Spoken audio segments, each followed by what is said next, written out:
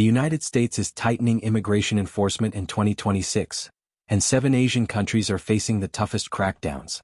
Thousands of families are waking up to deportation notices. Communities that built their lives here are now living in fear.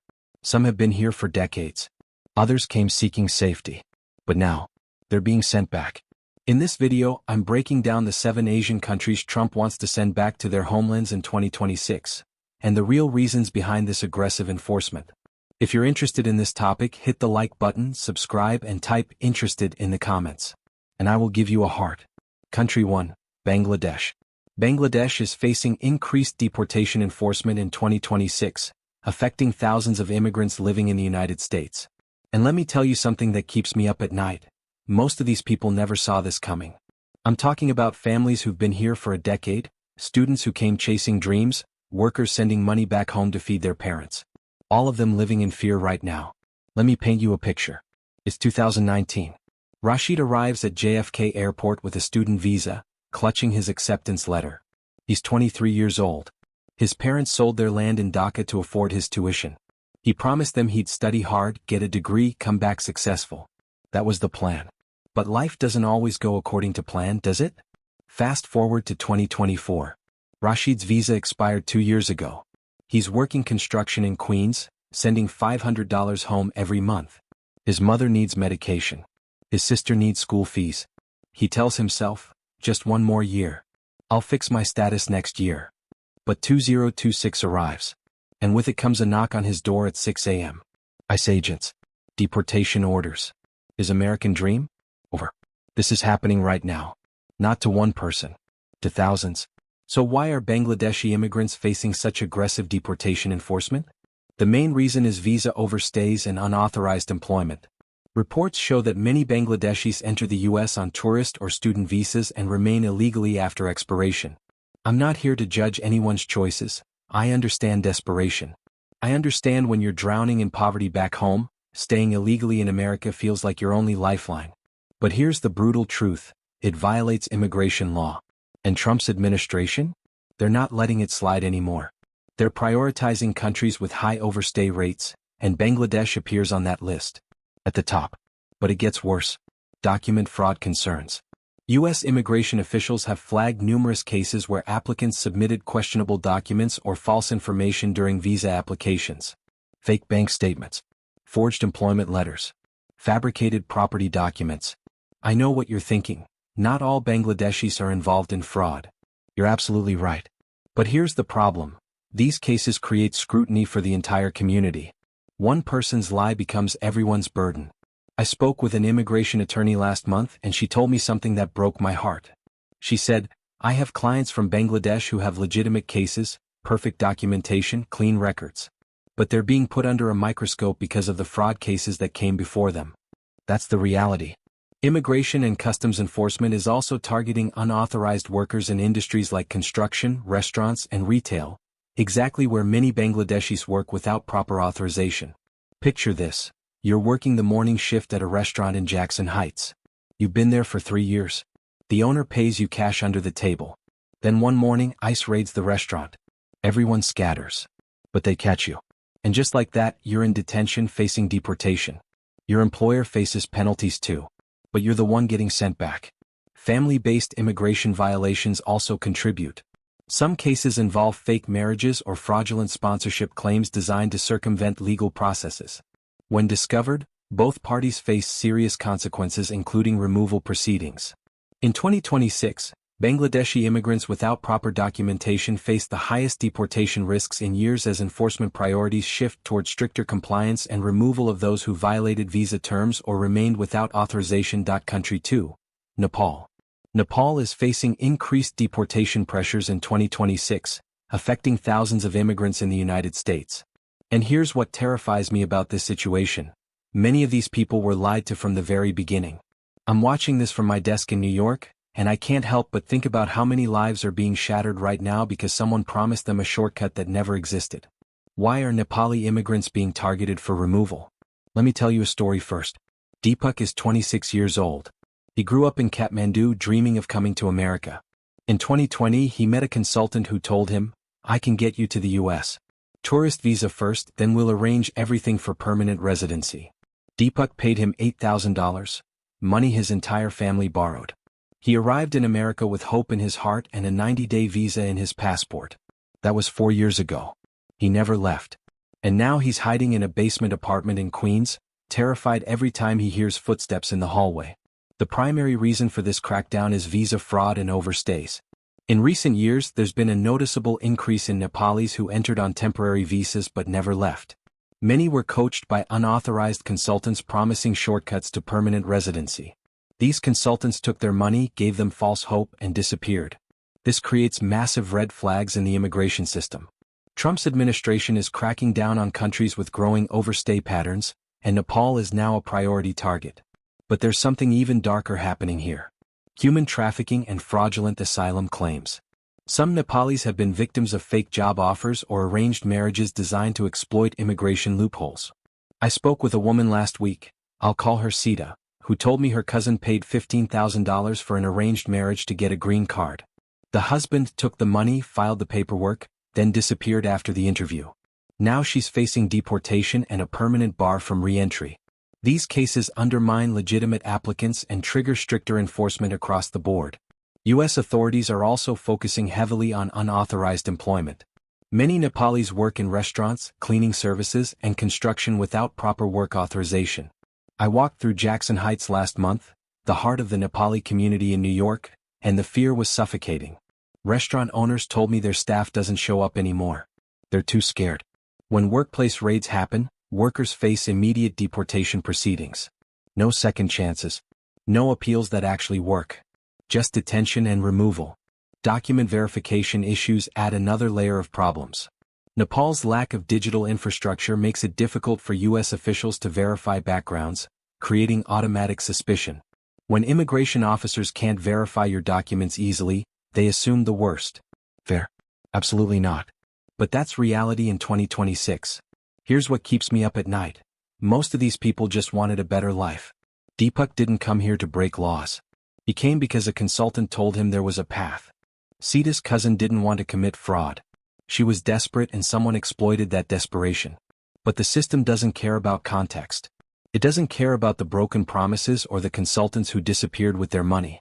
In 2026, Nepali immigrants without legal status or who violated visa terms face increased deportation orders as enforcement agencies prioritize removal of unauthorized residents, leaving thousands living in constant fear of that early morning knock on the door. Country 3, Myanmar. Myanmar is facing serious deportation pressures in 2026 despite its ongoing humanitarian crisis. And this one hits differently because we're talking about people fleeing actual violence, actual persecution, actual danger, and they're still being sent back. I need you to understand something that most people don't realize. Seeking asylum doesn't guarantee safety in America anymore. It used to mean something. Now, it's just paperwork that gets denied. Why are Myanmar nationals being targeted for removal? Let me take you inside this crisis. Zha Min fled Myanmar in 2021 after the military coup. He watched soldiers shoot his neighbor in the street. He saw his university closed down overnight. His friends were arrested for protesting.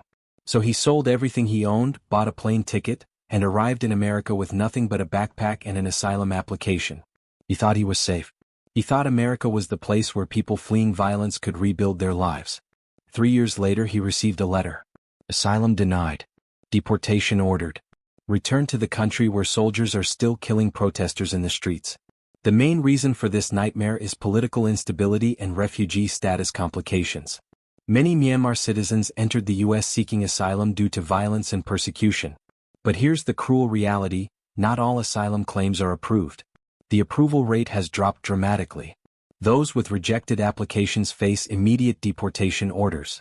Trump's administration is reviewing humanitarian protections and limiting who qualifies for asylum, making Myanmar nationals extremely vulnerable.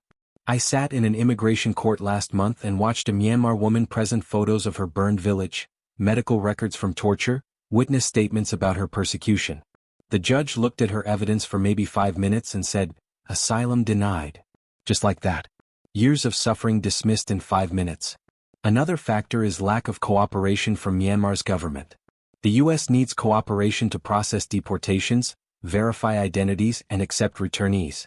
Myanmar's current political situation complicates this, but the US is pushing for enforcement regardless. They're exploring third-country deportations, sending people to neighboring countries instead of directly to Myanmar. Imagine that, you flee Myanmar to save your life, and America sends you to Thailand or Bangladesh where you have no legal status, no support, no future. Visa violations also play a significant role. Some Myanmar citizens overstayed student or tourist visas and remained illegally.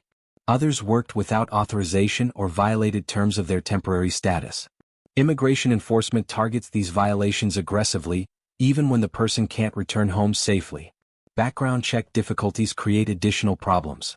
With Myanmar's unstable record-keeping systems, U.S. officials cannot always verify applicant histories.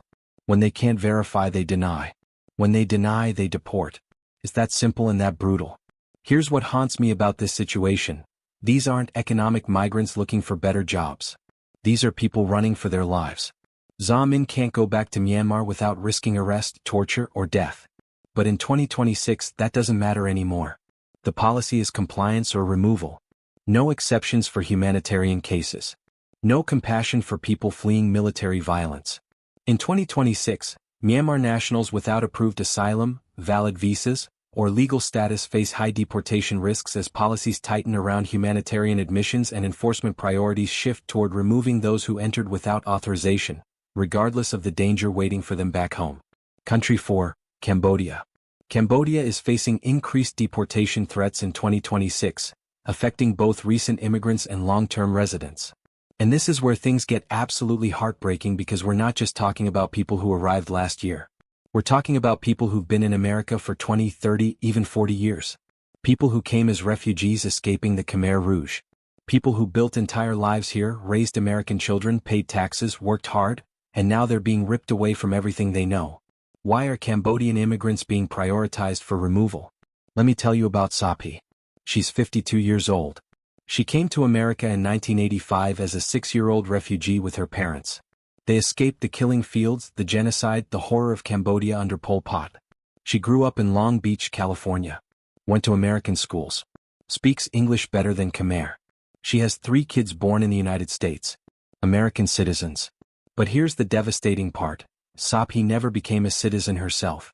She had a green card, thought that was enough. In 1998, when she was 19, she got arrested for shoplifting. A stupid teenage mistake. She served probation, paid her fine, moved on with her life. That was 28 years ago. Last month, I showed up at her door. That old conviction? It's now grounds for deportation. Her American kids watched their mother get taken away in handcuffs. The primary reason for this crackdown is criminal deportations and visa violations. Trump's administration prioritizes removing immigrants with criminal records, even for minor offenses. Many Cambodians who came as refugees decades ago never became citizens. If they commit crimes, even misdemeanors from 20 years ago, they face deportation regardless of how long they've lived in America. This affects families who thought they were safe after years of living legally. Another factor making this easier to execute is the U.S.-Cambodia Repatriation Agreement. Cambodia now accepts deportees, making removals easier to process.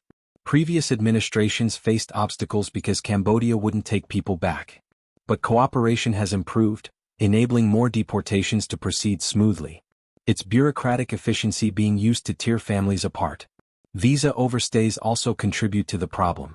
Some Cambodians entered on temporary visas and remained illegally.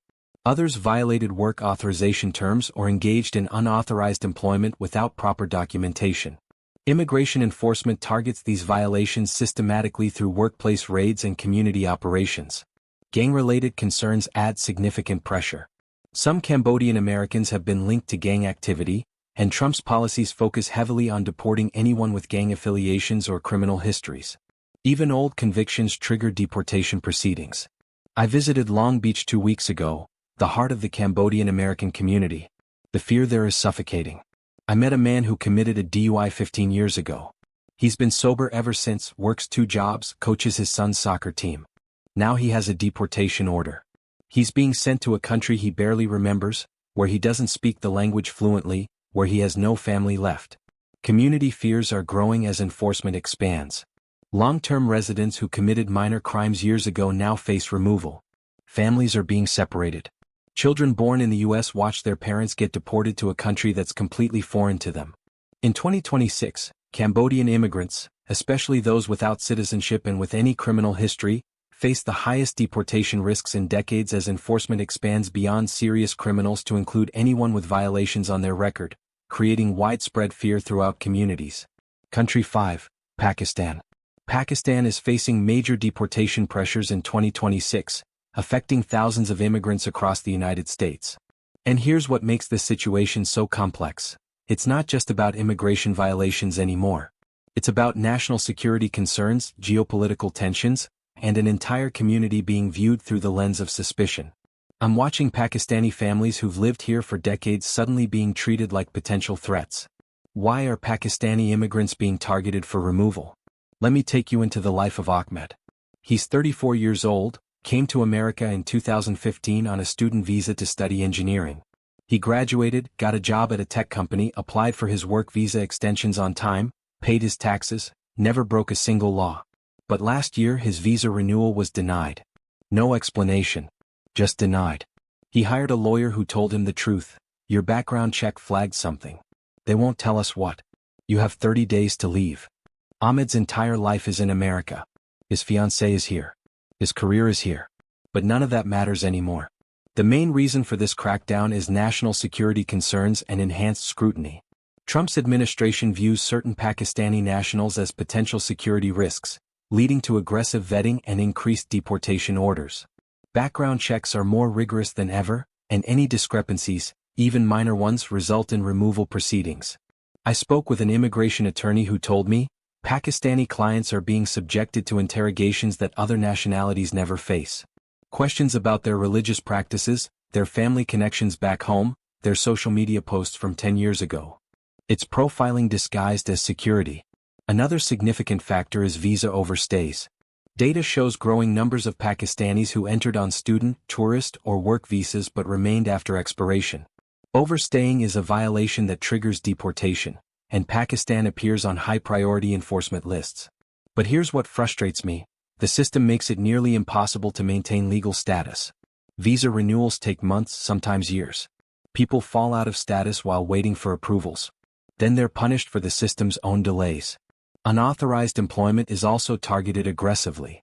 Many Pakistanis work in restaurants, retail, and service industries without proper authorization. Workplace enforcement raids have increased dramatically. I visited a Pakistani restaurant in Houston last month.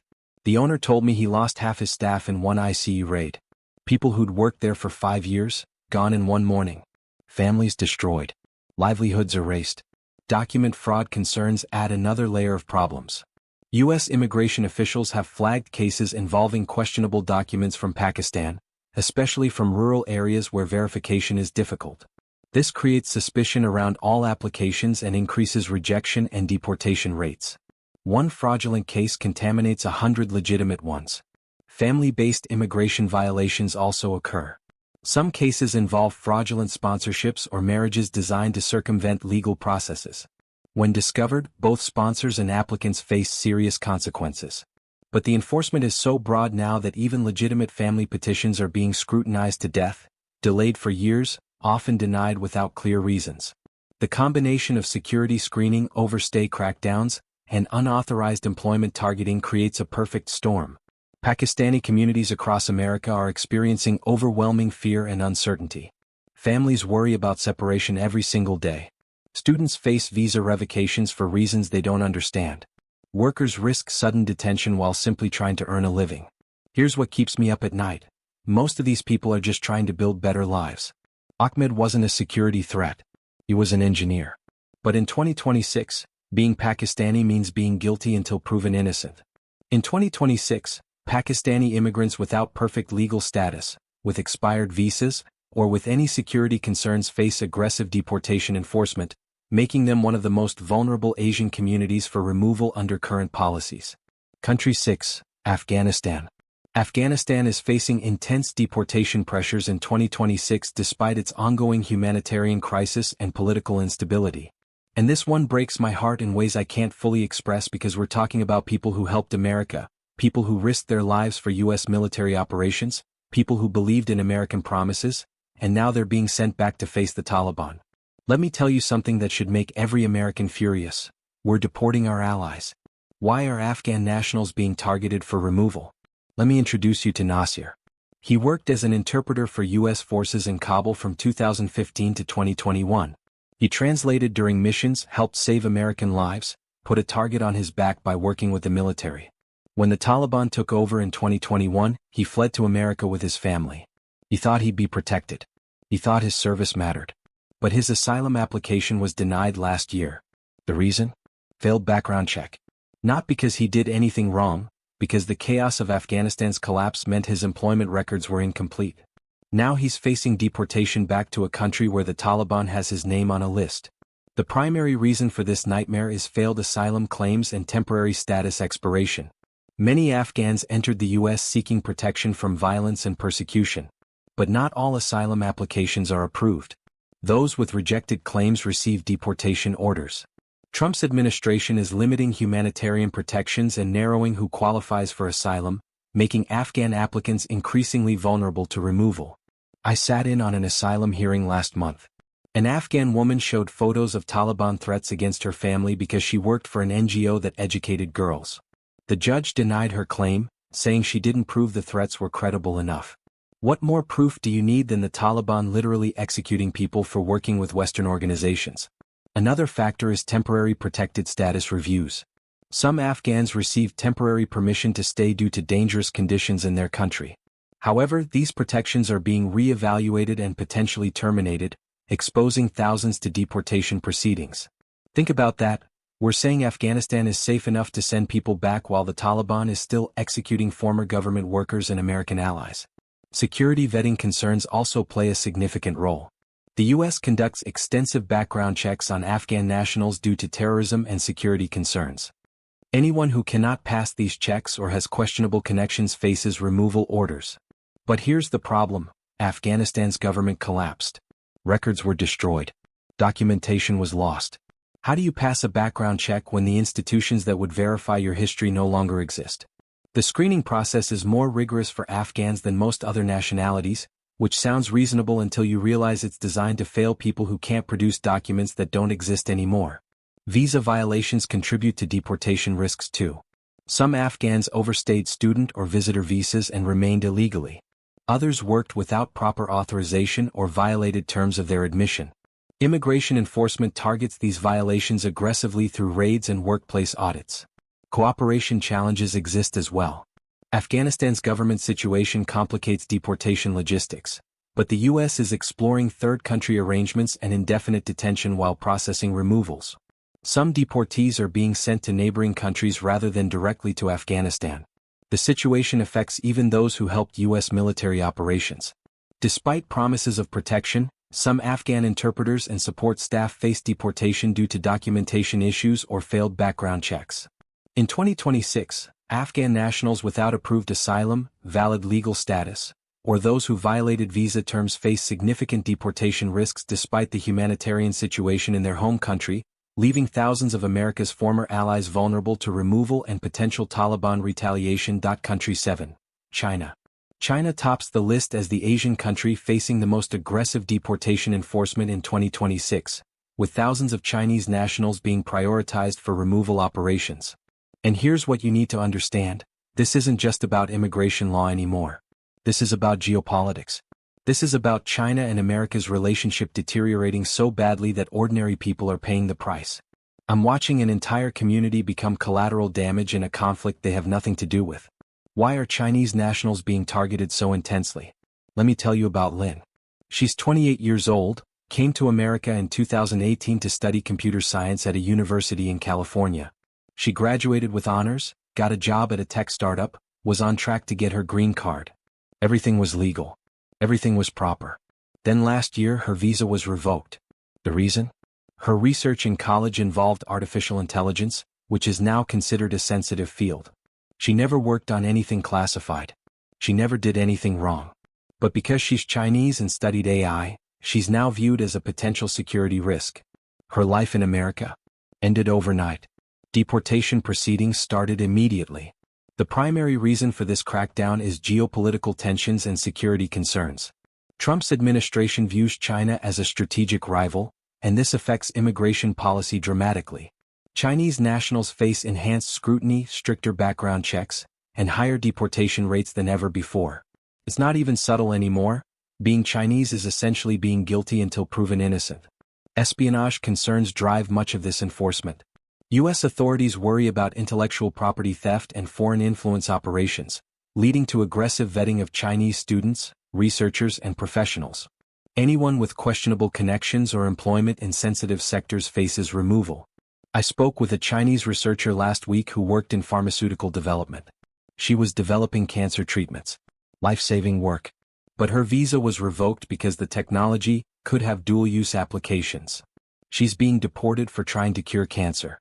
Another major factor is visa violations. Thousands of Chinese nationals overstay student, tourist, or work visas annually. These overstays are now prioritized for deportation as enforcement agencies target countries with high violation rates. But here's the thing. Chinese nationals have some of the highest overstay rates partly because the legal immigration process for them is backed up for decades. You can't get a green card legally, so you overstay and hope. Then they punish you for overstaying. Unauthorized employment is also heavily targeted. Many Chinese immigrants work in restaurants, massage parlors, construction, and other industries without proper authorization. Increased workplace raids and audits have led to mass arrests and deportation proceedings affecting entire communities. I visited Chinatown in San Francisco 2 weeks ago. Businesses are closing. Families are fleeing to other countries.